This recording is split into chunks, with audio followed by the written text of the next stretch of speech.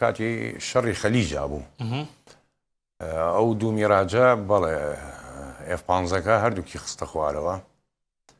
بەڵام لێرە چۆنەکەوێتە خوارەوە تۆ فڕۆکەوان لە ئاسمان چۆرە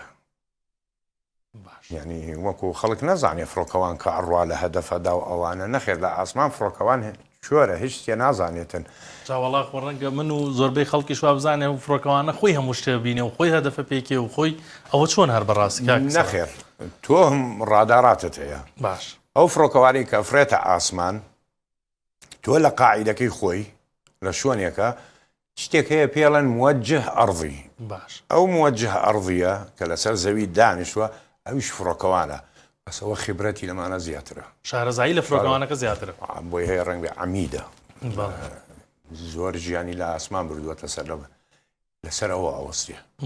چونکە ئەو دوژمنە بینێ و تۆ ئەبینێ ئەو ڕێگا بە تۆ پێشانەدا بۆ چۆ بڕی چۆن بکەویتە پشتی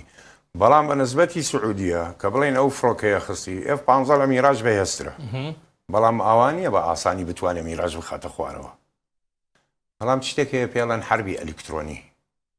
شتێ پێ وترێ ئەواکس ئەو فڕۆکەی کەسینی دەبانە لە سعودی ئەوە بەردەوام ئەفری لەو ناوانە حربی ئەلکترۆنی تەشویشی ئەلکترۆنی ئەمریکا زۆر بەهێزترە لە عێراق و لە هەمان کاتە کە شەڕی خەلیج دەستی پێکرد بۆش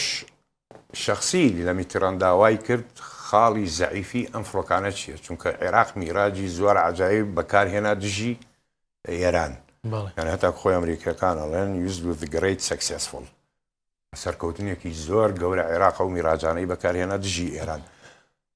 خاڵی زەعیفی هەم فڕۆکانە کۆمپانیای داسۆ کە میراج دروستەکە لە فەڕەنسا دای بە ئەمریکا تۆ کە خاڵی زەعیفی فڕۆکەکەتدا ئەو کاتازانێت چۆن چارەسەری بکاتن چۆن کۆنتترۆلی بکە چۆن مێک